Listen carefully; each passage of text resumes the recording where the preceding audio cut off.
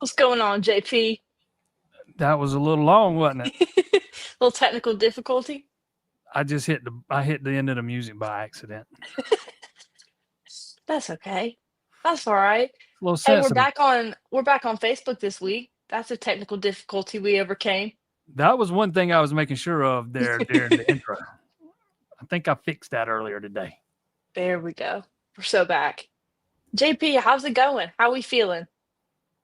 I'm feeling great. I'm feeling great. Other I than like great. I was baseball, optimistic right there. baseball's on the road this weekend. That sucks in No. California. Whoever would have thought Clemson would be going on the road to play an ACC series in California? And this is what's even crazier. It's not just them. It's also the softball team playing in California against a different California team in the And same in a weekend. football stadium. Because Stanford's playing their So, softball home games so in a many football stadium. questions. So many questions. Guys, it is not the Atlantic Coast Conference. That is for sure. It's the All That Coast is for Conference. sure. It's just the Coast Conference. And you know what? We're 4 hours from the coast, but I don't mind it. Well, how we One feeling? 1 hour from the coast. For you? Okay, fair enough. I'm four. Well, another week, another series win. Man, we got a lot to talk about with last week. What a weekend. Yeah. The way that thing started off Friday, you had a good feeling, and then all of a sudden it went off the rails quick Saturday. Number one, I don't know what was up with waiting so long to announce they were going to play a doubleheader. That should have been announced on Friday. The games moved up a couple hours, or from four. The first game moved up from 4 to 2, and then you're not playing so late. I'd love to hear the explanation on why they waited so long to do that. But then when that Did second they game make started, the call on Saturday, or had they already decided? Like, was it already decided and they just announced it, or did they make the call as a whole? Do we know? I don't know. They didn't put it out till about, I think, a couple hours before. I can't remember what time it was, but it was not. I think it was already into PM when they announced that they were going to play two, and first pitch was at 4, if I'm remembering right. And yeah, That's it already was. a recipe for disaster, in my But I opinion. mean, it the way that that thing went off the rails quick in that first game of that doubleheader, and you could kind of tell it looked like Eric Backus kind of sensed it because he kind of waved a white flag early. He's like, "Look, man, we just gonna go through what we got. We just gonna take our lumps here, and we're gonna play for Game 3 in the series." And it was a good decision because they ended up, needing some of those guys they held in that second game, and it worked out. And they ended up coming back, winning that third game, and clinching the series, which I thought was going to be hard the way they lost. It was 18-2. I mean, they just got. It didn't matter who they ran out there. Tech was just pounding them. And I remember a friend of mine had texted me in the middle of that game. He said, "Man, they are making the baseball gods angry scoring all these runs. They won't be able to score none in game 2." And sure enough, that's the way it played out. It was so crazy to me because it's one thing if you get beat 18-2 and then you have the night to think about it and sleep it off, and then you have the next day fresh start. But I was really worried after that. I was like, how do you switch the momentum around so quickly to be able to then go win a game? And to me, that was honestly the most impressive part of the whole weekend was being able to, say we just got housed. We just had Tristan Bissetta in pitching. And then we go in and and win a third game and win the series. That was one of the most impressive turnarounds I've ever seen while watching baseball. Oh my Lord, I had forgotten all about Pacetta pitching there. He he wasn't wasn't he bad. wasn't terrible at all. I He mean, wasn't horrible. he was hitting 90 on the gun. He was hitting in the 90s. I mean, I when I saw it was going to be him, I was like, "Oh, this might be a long inning." But no, Man. he did very well. I was pleasantly surprised. Again, he was hitting 90 something on the gun. He ended up allowing a hit. Struck out a guy, did walk a guy, but faced 5 batters. Pretty solid pitching debut for Tristan Bissetta. Yeah, it was anything that could go wrong in that game went wrong.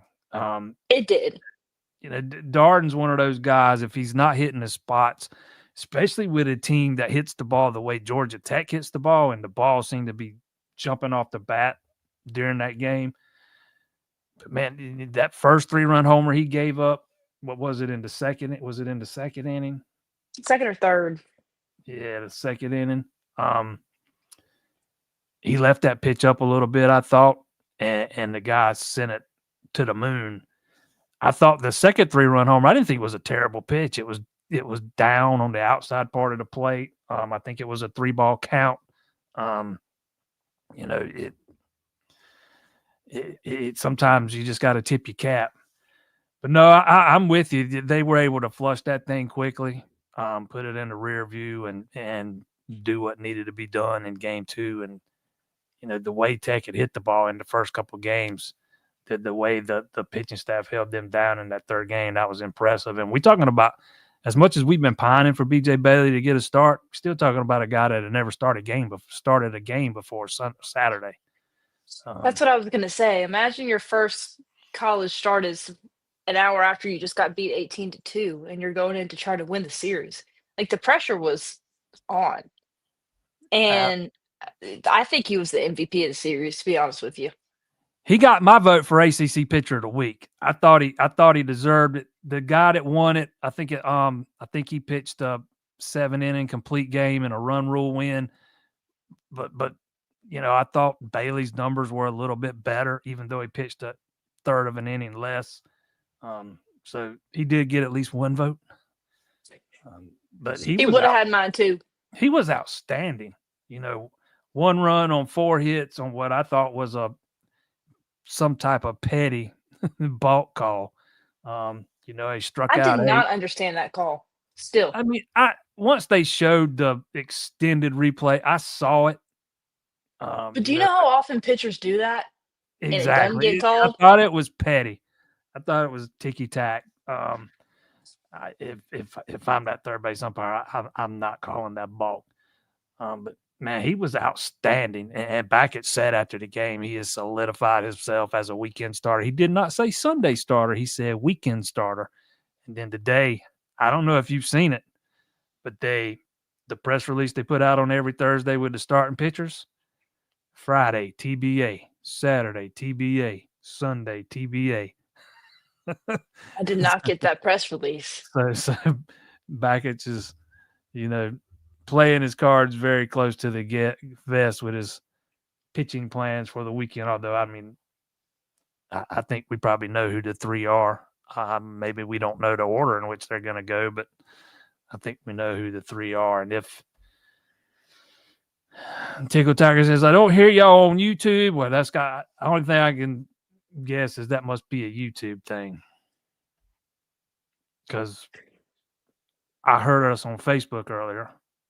So Facebook is working. Yeah, it's got to be something on the YouTube end. He says he can hear us on Twitter. So I think it would be shocking if we don't see Aiden Canuck on Friday night. Yes. Let's go ahead and say Friday starter, probably not TBA. Yeah. That's your guy. I just, if Darden goes out and has another iffy performance this weekend, maybe then I could see him giving somebody else a shot. But I don't know that. To me, I don't know that we're there yet. He's not. Again, he's a guy that's got to be hitting his spots because he's not overpowering. And when he does hit his spots, he gets a lot of ground balls. He doesn't rack up a ton of strikeouts, and he was leaving it a little bit up the other day, and he wasn't getting a lot of ground balls like he does when he's on. But yeah, I would be surprised if it's not the same 3 guys. Maybe he decides to switch Saturday and Sunday or something, or maybe he's just playing some mind games, and it's exactly what we saw last weekend. That could very well be the case, but I am a big fan of leaving B.J. Bailey right where he is on Sundays for now. Completely but I mean, agree. I could also see him not wanting to throw lefties on back-to-back days too. So I mean, we'll see how they do it. Even though they were throwing lefties on back-to-back days for the first few weeks. Regardless. So, yeah. I understand that. I think that has been a big question mark all season. I feel like we've, beat the dead horse talking about Sunday starter. I think if you get that solidified, and if he comes out this weekend with a similar outing, I think that gives a lot of slack and a lot of room to breathe for an Ethan Darden. And I think he's gonna have a better outing this week too. I mean, he's been so solid except for these past 2 starts that he's had, and I think he bounces back this week. It's actually last three starts. If you go back and look at the one 3 weeks ago, he can't remember the numbers right off the top of my head, but they were not Darden-esque of the first few weeks of the season either. So it's 3 starts in a row. So that's why I say if he has one more iffy start, maybe the conversations start to be had. Yeah, against Notre Dame, he only went 4 innings, allowed 4 runs, 3 hits. He walked 3 guys. Then he only went 2 2/3 against Wake, and only went 3 2/3 against Georgia Tech. And he only went that long because they were trying not to back it, sacrificed him a little bit there. Same way he did Luke Brown. When Luke Brown came in, he sacrificed him a little bit there, and some of those other guys that came in.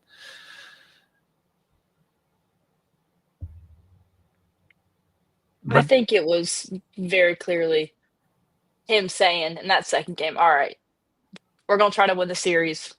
We're gonna try to get a win later. This one's not happening," which was interesting to me because they had had so many games that they came back from behind. What do you think it was the final point that he was like, "All right, this isn't happening," and why wasn't that a concern the week before? Some of that might be just your gut, right? Just the way things were playing, the way things were happening in the moment. Your team's struggling to hit the ball. They're in the midst of a 10-run inning. You got to play another game, not tomorrow, but the same day. So that kind of starts affecting your thinking regarding what you're going to do in the next game. You can't. It's one thing to pitch a guy on back-to-back days, but if you burn him up in that game and you're already down 10-0, you can't use him in the second game of the doubleheader. So I think that plays into it. But I think he made that decision before he even took Darden out, because he goes to Luke Brown. And no knock on Luke Brown. He's just one of those guys. He's a young guy. He's a redshirt freshman. He's not there yet. Then he goes after Luke Brown, who doesn't record an out.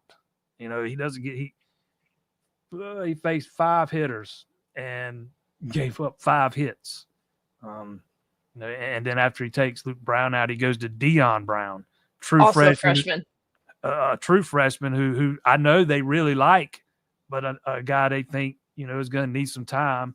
And then they went to Jackson Cole and then Becerra. So I mean, you just look at the list of pitchers they used after Darden, that kind of tells the tale. They saved all those other guys, for the second game of the doubleheader. Thank goodness they did. I shouldn't say all those other guys, but the guys they hadn't used yet, they saved for the second game of the doubleheader. They only needed 2, because Bailey went into the 7th. But how are you gonna? You don't expect that. You you were got to expecting plan to need for a it. lot more. Yeah, you got to plan for it. That's why you're not using a Dvorsky or a Garris in that blowout. To me, the thinking is, hey, I'm gonna run some of these young pitchers out here, see what they can do, and we'll see if we can put up a crooked number in the next inning or 2. And if we don't, we'll play for game 2. And that's what they did, and came out with the win. What do you think were the keys to starting strong, winning that first game? And then outside of BJ Bailey, what do you think were the high points of game 3? Aiden Canuck didn't have his best stuff Friday night either. He only went 5. He gave up 5 runs. He gave up at least 1 long ball. It was only 1, right? Yeah, it was 1. But he gave up 5 runs on 7 hits. Not your typical Canuck start. He only struck out 3 guys. That's what was shocking to me. Is usually even when he's given up hits, like those first couple of outings of the season, he still had 7, 8 strikeouts a game, But BJ Bailey looked like the best starter this weekend. It's easy to also lose sight of the fact that Georgia Tech's one of the best hitting teams in the country, not just the ACC, but in the country. Sometimes, again, like I said earlier, you just got to tip your cap. But, if you think about it, this Clemson team they won that first game not getting their starters' best stuff. They won that third game after getting their teeth kicked in, you know, but by I don't even know any other way to put it. Just flat out got your teeth kicked in. It tells you a lot about the mental makeup, of this team, and they're also still kind of struggling to hit the ball with runners on base and runners in scoring position. They were a little bit better, I think, Tuesday night against Georgia State or Georgia Southern or whichever one they played. I get them mixed up, but they struggled mightily some in those areas all weekend long against Georgia Tech. How do you clean that up? Because you're getting guys on base, you're doing the hard part of putting runners in scoring position. What do you think the next step is to having people be able to convert that to runs? I have for the most part of this season, I think this is a team that's had a pretty good approach at the plate, and for the most part, you're getting quality at bats most of the time. I don't know that they had a bunch of quality at bats in that game Saturday or the first game No. of the doubleheader Saturday. It's baseball. You're going to have that sometimes, but I thought they had better quality at bats in the second game. Didn't always translate to success and driving in runs and stuff, but to me, that's the biggest key is making sure you're getting quality at bats. If you're putting the bat on the ball and making good contact, eventually some of those balls are going to start finding a hole. But if you can keep them getting quality at bats, then I think the other things will probably fall into place. I think quality at bats, and I think also there you go. That's my Gamecock buddy there. We appreciate you, Kevin. I think consistency is also a huge factor. It was good to see Colin Priest have a couple great moments. Jacob Jarrell hit 2 home runs in that first game. Just think if we could get some of those guys going, um, that would also be really helpful. Yeah, it was good to see Priest kind of start coming out of it a little bit. Those were Yes. two, particularly Fridays.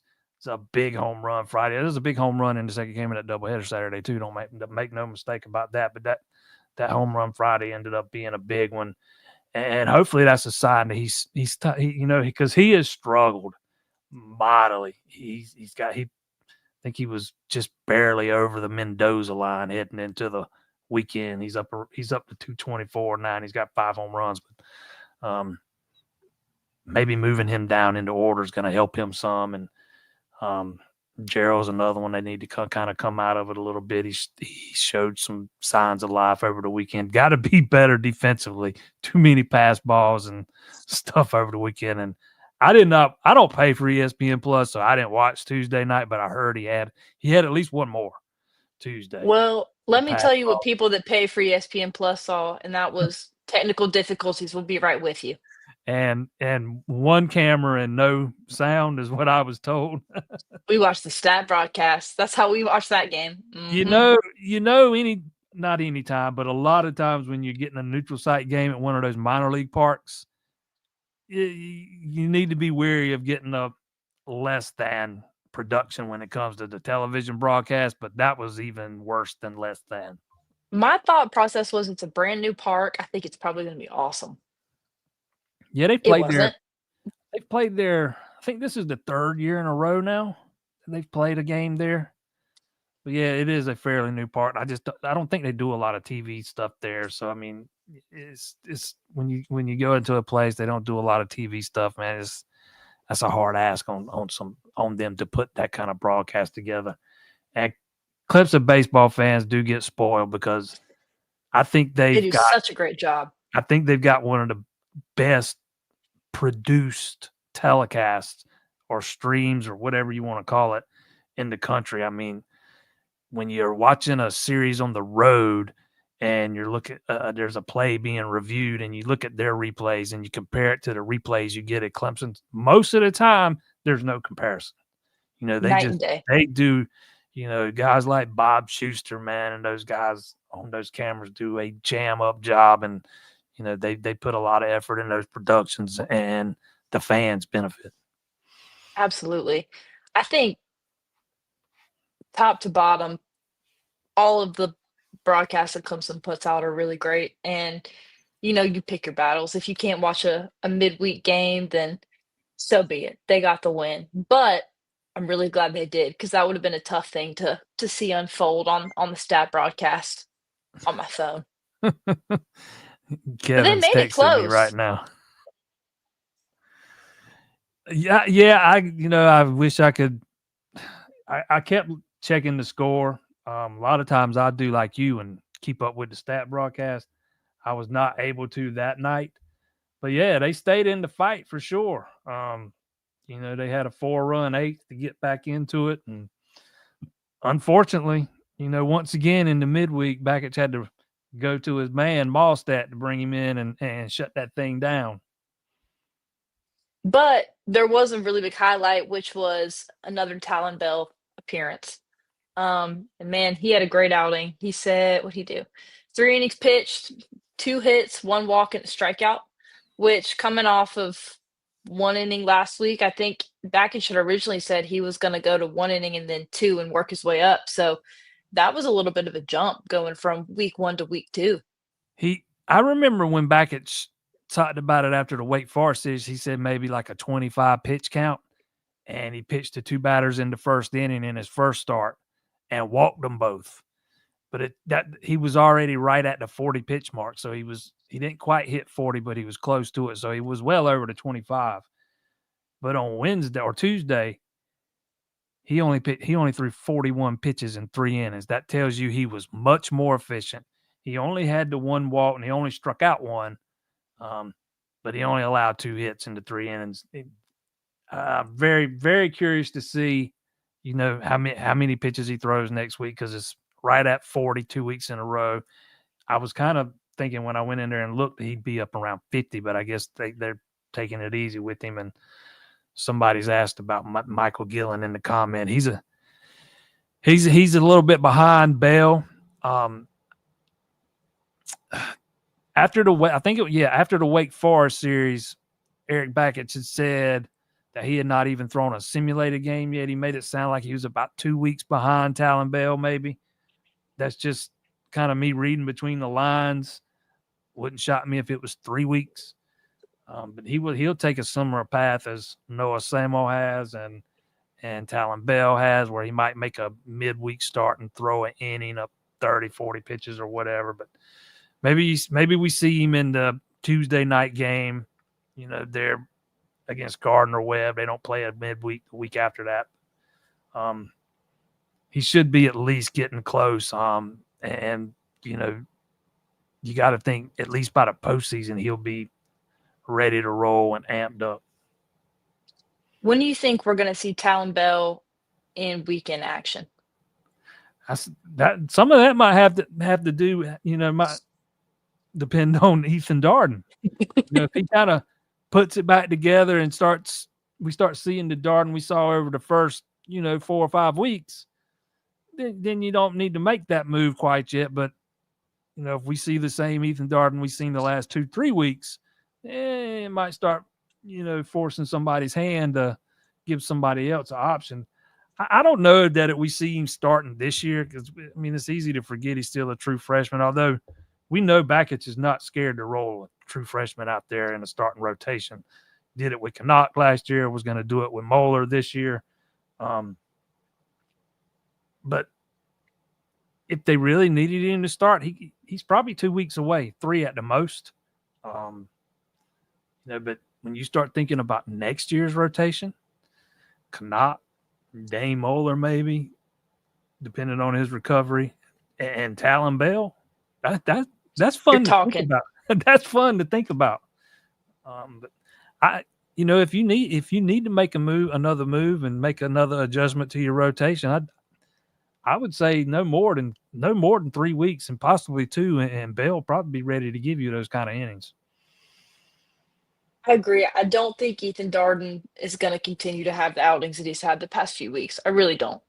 Um, I, but I don't either. To me, you know what you're going to get with him. He's going to, again, he's not just Not going to give you 10 overpowering, strikeouts. dominant guy. He might give you 6, 7 sometimes, but he's not going to get 10, like you say, not usually. Um, he's one of those ground ball pitchers mostly, and he's one of those guys that I think he's going to have bad days. And unfortunately for him, he's had 3 in a row. Although, it's easy to lose sight of the fact I don't think he was as bad as his numbers suggest against Wake Forest. He got some terrible luck with the fielding behind him. And again, when you're a ground ball pitcher like that, you need your defense to work behind him. And Clemson kind of kicked the ball around in that big inning Wake had in that game in his start that day. I think it was the 3rd inning or the 2nd inning. I forget which it was, but Josh Payno had a couple of them, but he should have been out of that inning twice, and then who knows what happens after that, because he has had a tendency to take an inning or two to settle in, and maybe if he gets out of that, I think it was the 2nd inning, if he gets out of that 2nd inning, then he settles in some. But yeah, having, just been around him a little bit the past couple of years and seeing how he responds to some of these bad outings he's had, I tend to believe he'll bounce back. Absolutely. And he's got a lot of experience. He's been on both sides of it at this point. It's not like he's a true freshman. He's been around the program. He's been in a lot of intense conference situations. I see him bouncing back. I see him continuing to be a weekend starter. I don't know if that's going to be Saturday or Sunday. I don't know if Coach Bakich knows right now, but it'll be interesting to see. He was talking Bakich after the game about how he thinks this Georgia Tech series win was, a marquee win. They're on the road against a really good team, top 5 batting average in the country. Do you agree with that? Do you think this is the biggest series win so far? Or do you think Wake was bigger, or do you think it's yet to come? I can make the argument for Georgia Tech or Wake Forest, but I'm going to roll with Wake Forest being the biggest one so far. Number 1, they were ranked 11th. Number 2, they were 6-0 against Clemson since Bakich has been there. Swept in Winston-Salem last year, swept in Clemson the year before that. And it's, one of the more nationally respected programs right now. Not to take anything away from Georgia Tech, because I think that's a really good team, particularly when at the plate. But I would make the argument that, again, you could probably make some arguments that it's Georgia Tech, but for me, Wake Forest, hands down. They might not have the pitching that they had last year or the year before, but they're still really good. They hit the ball really well too. We talked about their offensive numbers heading into that series, and they were kind of similar to Georgia Tech's.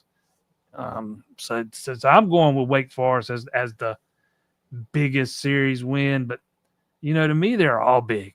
You want You to sound take like a 2 out of coach. you want to take 2 out of 3 every weekend. The biggest one's the one you're playing. And so far, this team's won every series they played. I don't think Cal's quite on the level of a Georgia Tech or a Wake Forest, but I think they got guys that can hit the ball. So it's going to be another test, particularly when you factor in the traveling cross country. Cal is 6-6 in league play and 16-12 overall, and they are only 500 at home, so 7-7. So you hope you get a dialed in Clemson team there, and they should be okay this weekend. But yeah, I'm getting off the subject here, but I'm going Wake Forest as the biggest series win. I'm going to disagree with you. And I'm going to say with Georgia Tech because of the turnaround from the 2nd to 3rd game. I think that says a lot about this Clemson team. I think so far this season, that has been one of the best characteristics of this Clemson team is that they can find a lot of ways to beat you and they can come back from being down or now losing a really tough game and switch it and win. And they were on the road. And to kind of shift to talking about Cal, I think having that momentum of getting that first series win on the road, first true road win, is going to be really helpful to now go across the country because I don't know, I think they left today. So that gives you today. Yeah, I thought we had an extra day. No, they left today. So, yeah, it's going to be interesting. I think BJ Bailey pitches the way he did. We get the hitting, we get the offensive power going. I think this could very well be a sweep.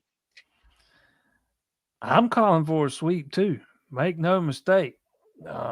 This is a team that Clemson should beat. Cal's lost 2 out of 3 to Duke at Duke. They lost 2 out of 3 to Virginia at home. They did sweep Stanford, but they just dropped a midweek game to San Francisco last week, and then they got swept by Louisville last weekend, and then beat Sacramento State Tuesday. I mean, you look at those teams like Virginia's supposed to be pretty good. I think they're off to a little bit of a slow start if I'm remembering right, but Duke's always solid. If you just look at it on paper, Clemson's a more talented team. That always doesn't translate to wins in baseball, as we know. But I think Clemson's got the better lineup. I think they got the better pitching. I think they got the better players, and I think they got the better coach and coaching staff. I don't pick sweeps very often, but I'm picking one this time. Clemson goes on the road, cross country, sweeps the Bears. I feel good about it. I think it's going to be at least a series win for sure. And I think they have the momentum now from the last 2 weeks getting those wins that should help carry them. And yeah, I'm excited. It's going to be fun to watch for sure. I'm ready to get up there Tuesday night, and after they come back from sweeping Cal, and we're going to see the beer garden finally. It's going to be in place. That's right. Oh, we need to Tuesday talk night. about that. So, Beer sales coming to DKS. man, It's Coach a few Baggage weeks really later. jumped the gun. It's a Really few jumped weeks the later gun. than I thought it was going to be, because I was told a few weeks ago it was like I was told it was going to start for the Davidson series, and then it didn't, and that's a whole different discussion. But Do you you know, think they were waiting for football to announce that they were going to do it? you know what, I thought about that yesterday, and let's just say I think I think you might be on to something there, that they wanted to debut it at football, and that's what happened. Because I think, but I don't want to speak for those guys up there. I mean, nobody's told me that or anything, but I could definitely see that being the case, because all of a sudden now it's going to be at baseball starting next week, softball starting next week. I know a lot of fans are not happy about it, and I understand it. 10, 15 years ago, I might would have felt the same way, but it's just it's a dawn of a new era, and Clemson's in a conference that lags behind in revenue. They need to find any extra revenue streams that they can possibly scrounge together, and this is a good one, an easy one, a simple one. And I think Clemson football was one of just 3 power schools that did not sell, at least have beer sales Yes. at the games. I mean, one of just 3. And the other two were BYU and Utah. So, BYU and Utah. Yeah, I mean, it's time to, South Carolina's been doing it for, I don't know, 2, 3 years now. You got to do what you got to do. I understand why people don't like it. But I kind of look at it this way.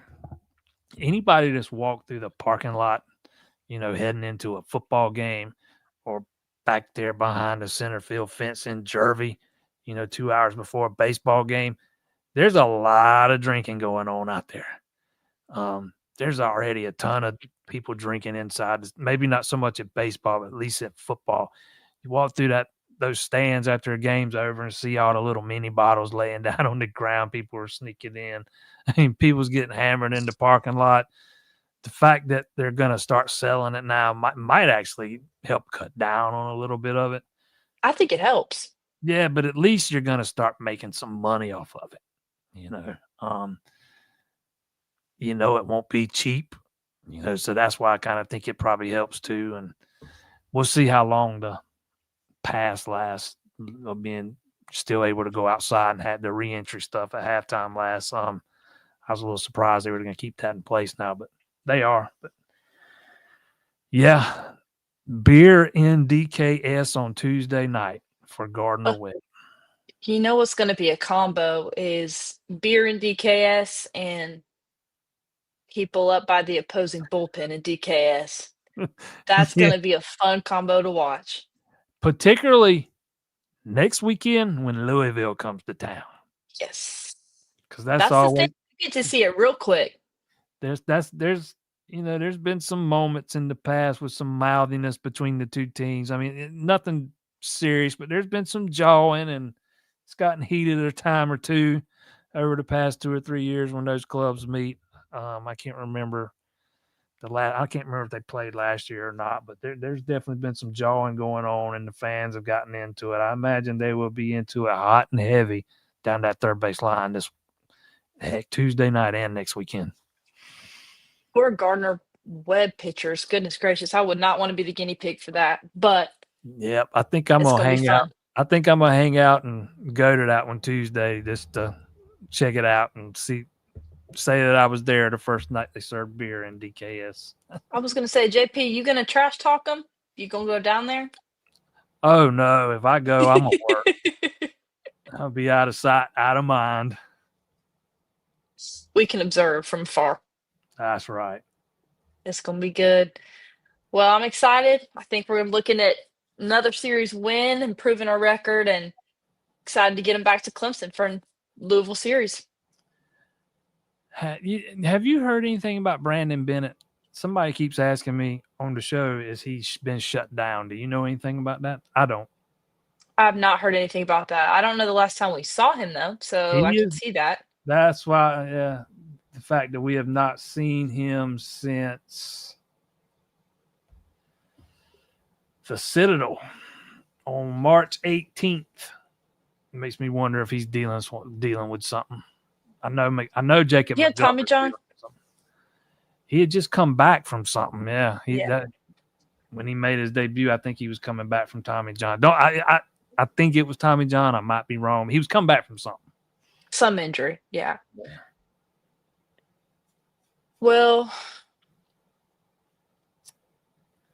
And interesting. I have heard Jacob McGovern's been dealing with something too, and that's why I've not seen him lately.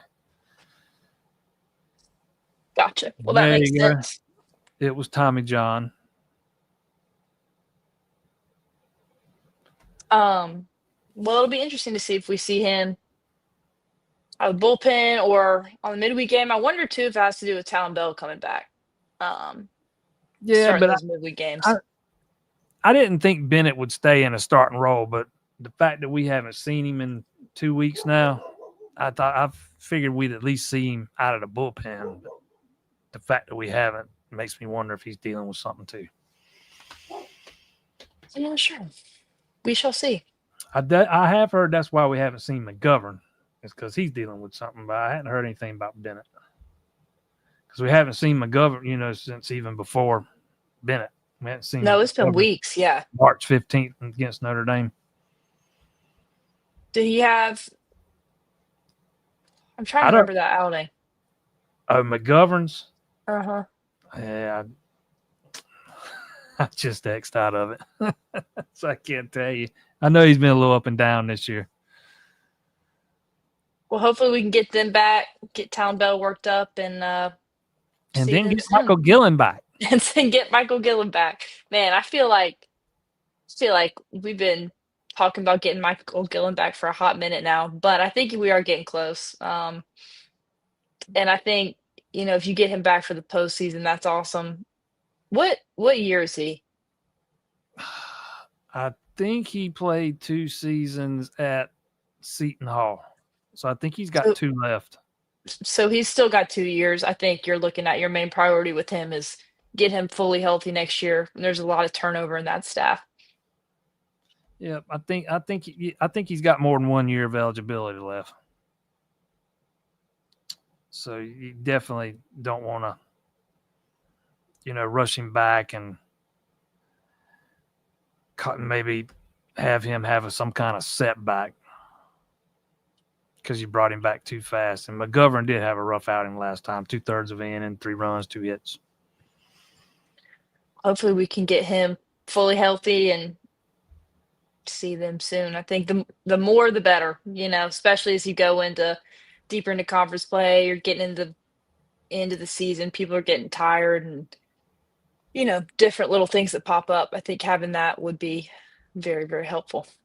Michael Gillen's a junior, yes. So he's got this year and next year left. Assuming we see him this year. This is Michael Gillen's stats. Tell you what kind of addition he would be to that bullpen. He's a career 6-1 guy with a career ERA of 1.51. That is in 65 2/3 innings. Whew. Yeah. We would take that right now. 70 strikeouts and 65 2/3 innings to just 19 walks. That's not too shabby. Understatement of the year, JP. I get it. It's up there. He was up there at Seton Hall and playing against, some Big East teams and stuff. But Seton Hall's in the Big East, right? Yes. Hey, it'll be a little bit different in the ACC, but those are pretty dang good numbers. I'm excited. Maybe we see him this weekend. Who knows? And if not, maybe in the midweek Tuesday. Well, you'll be there while you're heckling people at the other bullpen. So I think I'm going to be there. I hope I am there for his debut. I wasn't there for Bell's debut. I wasn't there for Bennett's debut. They keep doing them in the midweeks when I'm not there. One of us will be there. I had planned on coming up for the spring game and staying through Tuesday. I got to come back home Sunday though for a funeral, so I might just come home and then run right back. Listen, we'll see how it goes. I respect it. You spend a lot of time in your car, JP. Oh yeah, I live on the road. I've already asked the wife if she wanted to do some traveling this week since she's out of work. Might even take the dog. There you go. Make it a whole vacation. There you go. To watch Clemson baseball. That's right. I love it. Ashby's calling for 2 out of 3. I'm calling for the sweep. I'm calling for the sweep. Did you say sweep? My bad. We both calling for the sweep. And we have been right more than we've been wrong. We've at least gotten close. We ain't been perfect, but we've been right more than we've been wrong. I wish, man, I'm still kicking myself for not picking a sweep against South Carolina. I know. We really were haters. But also, that's some of the best baseball that they played so far this season, Clemson. Yeah, I remember being just a little bit worried about LaGuernick on that Sunday in Founders Park, and it turns out that was his best start of the year. Oh, man. Well, I think I'm not taking my chances. I'm picking a sweep. Yep. I'm riding with the sweep too. I think this is going to be I think Clemson's going to kick some tail this weekend. I don't think this is going to be as competitive as the past 2 weekends. I think they're due to kick some tail. So do I. Clearly.